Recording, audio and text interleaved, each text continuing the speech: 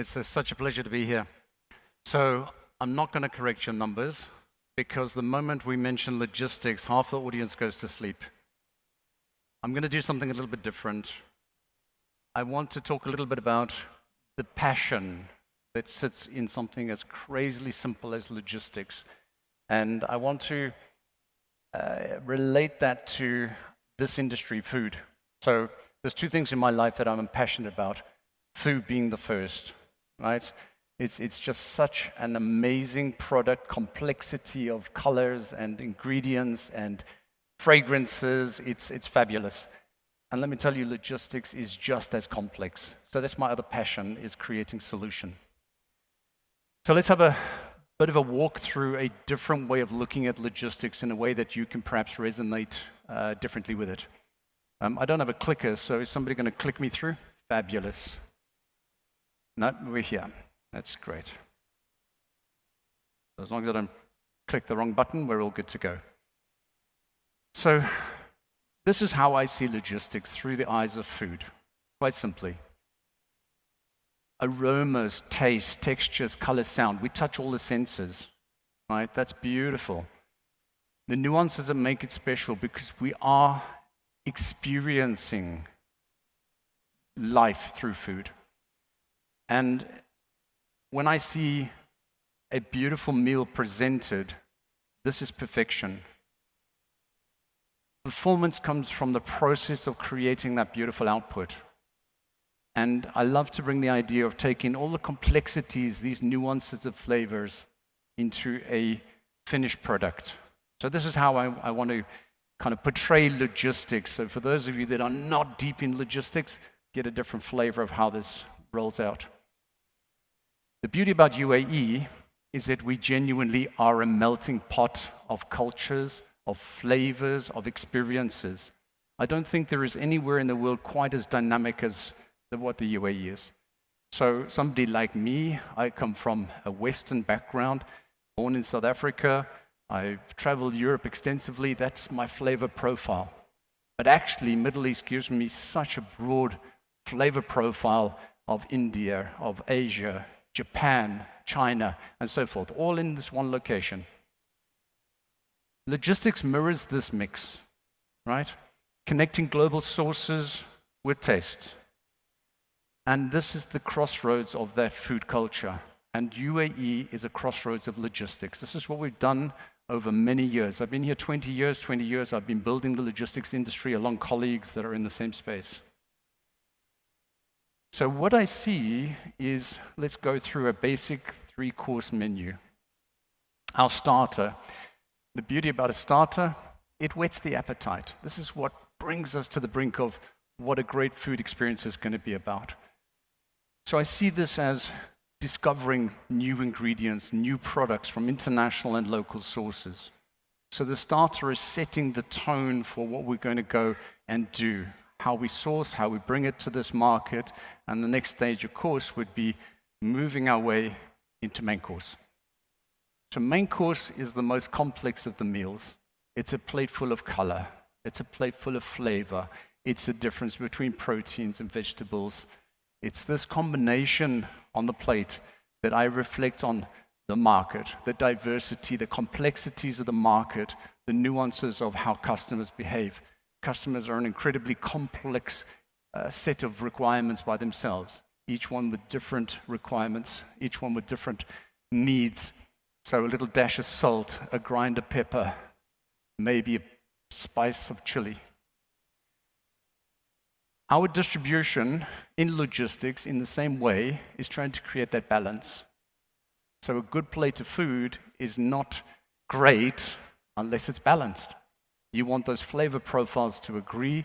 You want certain sweets and tarts. You want the umamis. It comes together in a complex way, but so seamless that you don't realize the effort that's gone into it. The chef is really working the meal, but for you, it's just that flavor experience. This is logistics. We go into the background. We do all of this complexity. We iron out and make easy the process. So you're getting your product from source to customer in a very simplistic ease of use. The dessert, of course, this is where you cannot do without dessert. I associate dessert with regulators. Very simply, can be sticky. If you get the right person, it could be sweet. Sometimes it's smooth, and sometimes not so much. But one reality is, it's a necessity. If we don't have regulators, if we don't have the framework of how we operate, we're not operating, right? We're creating, unfortunately, risk of foodborne illness. We're creating risk of not adhering to the requirements of a country. So this is my gateway, my regulator. And I put at the end of the meal because this is what frames up my meal. If you haven't had a dessert, you haven't finished the meal. So, logistics for me now becomes the chef. We've just delivered a 3-course. We orchestrate timing, we orchestrate the product, the blending, the actual finished result, and the presentation. Meaning we go from our origin to final customer. Now that final customer can be anybody in the food network, right? So as the chef, we're bringing it together in a seamless way. That's the beauty.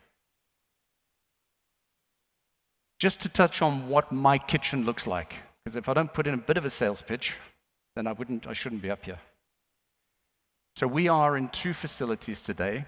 One is in Dubai South, mainland, 22,500 pallet positions. The other is in the free zone, 40,000 pallet positions. Multi-temperature, so we cover from -25 to +25, the broad temperature ranges. And by the way, -25 sounds like a simple number.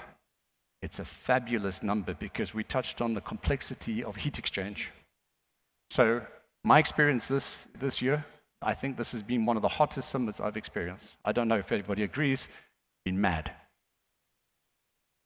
I recorded 50 degrees external temperature outside my warehouse. And then went from 50 to -25. What an experience. It's mind-blowing. So you talk about having a cold bath, yeah? People pay money. Come to me. I'll take you inside my freezer. Okay. We serve quick-serve restaurants.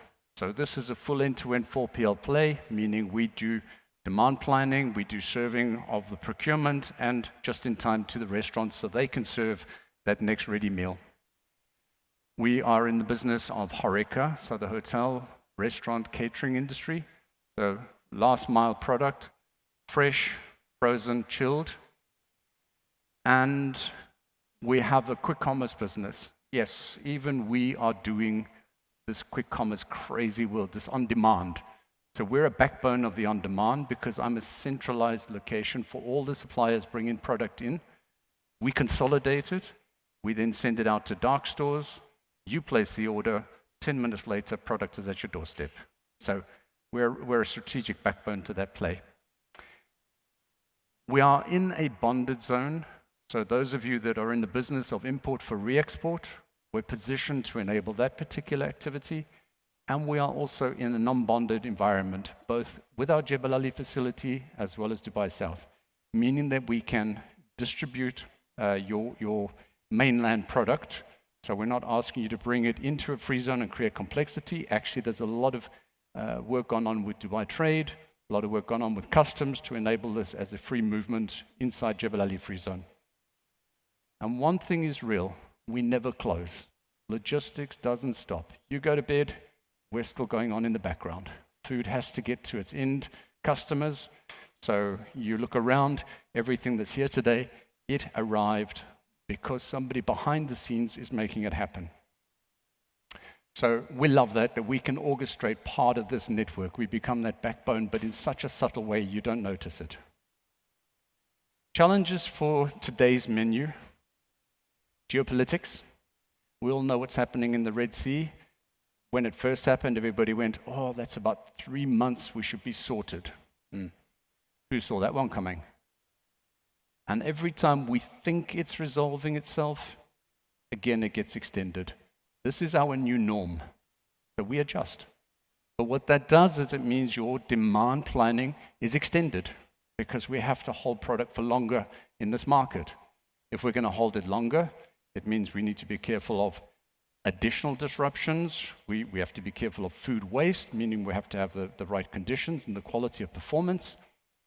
And we have to be able to be flexible to adjust for any changing dynamics. It's as simple as that.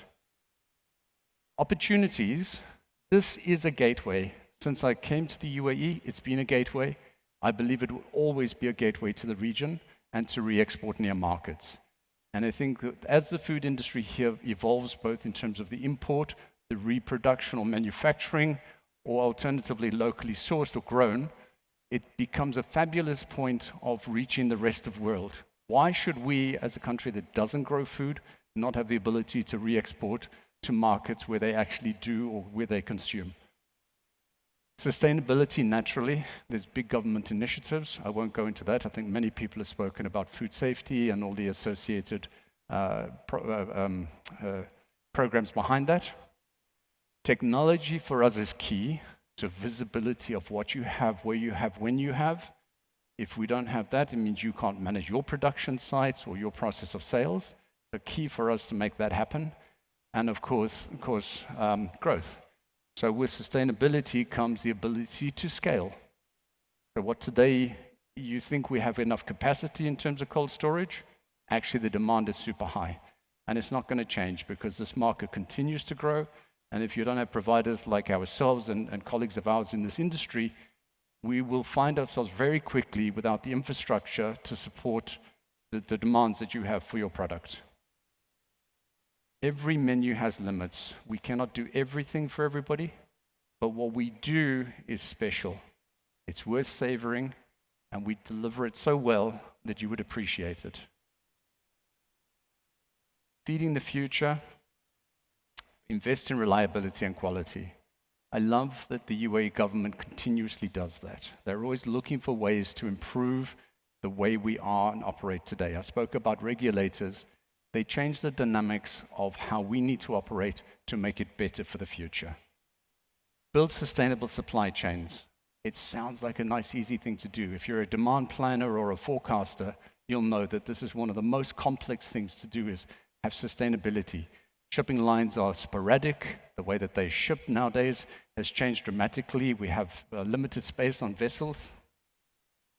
Enable all channels of sales. You know, we spoke about SMEs. It was a great session. If you're an SME, don't consider single source of sale. There are so many channels of sales. Explore them all. It's what we do. It's what we support. So whether it's QSR, HoReCa, retail, commerce, manufacturing, re-exports, or in the case of international organizations, advanced stock holding positions. So we enable speed to market. We create flexibility, visibility, as I mentioned, and consistency. You get what you get. We're always looking to improve, but at least it's a reliable, consistent supply chain. Temperature conditions are managed, maintained. You can rest assured we're holding our part of the bargain. Food without logistics is simply raw material. When we bring it together, it's in harmony. We as a chef, we present a meal. Thank you, ladies and gentlemen.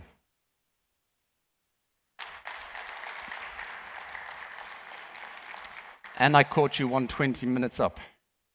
Yeah? There we go. Bet you back on track. If you have a question for me, I'll take a minute. Does anybody have any questions or any thoughts? I must say, my name is Sudhakar Tomar. I represent India Middle East Agri Alliance and also Global Pulse Confederation. We have many members here.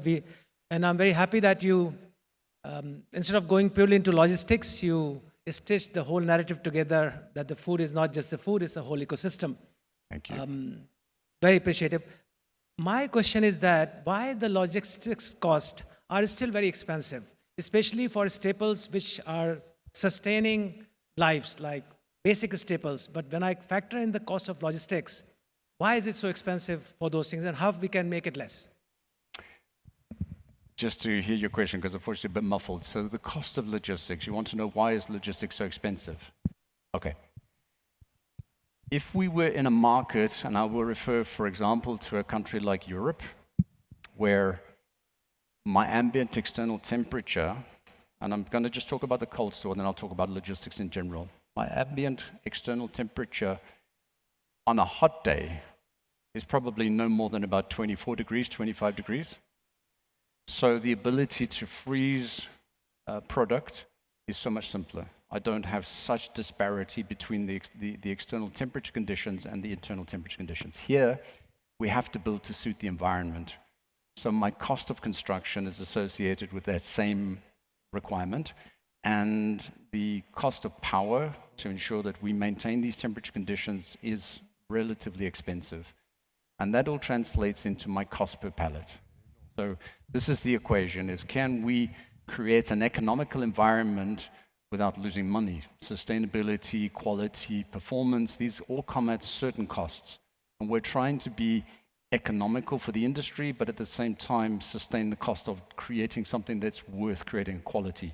A high-end restaurant, perhaps, as a comparison to a street cafeteria. From a supply chain perspective, there's been huge changes in shipping. Shipping naturally it costs a lot more because after COVID, there was such a consolidation of vessels, there was buyouts of different shipping lines. The amount of sailings changed, so getting space on vessels became crazy, and your cost per container pretty much trebled. And that ends up on the food at the end of the day. So these types of things that come into play is what's driving the cost continuously. There's no smart way necessarily to overcome that. One of our ways of addressing that is we charge you per pallet per day, not for dedicated space. So we give you flexibility, you pay only for what you use. So trying to offset some of the costs that you would create. Yeah. Any other questions? Then with that, I thank you so much for your time. I wish you a wonderful day further.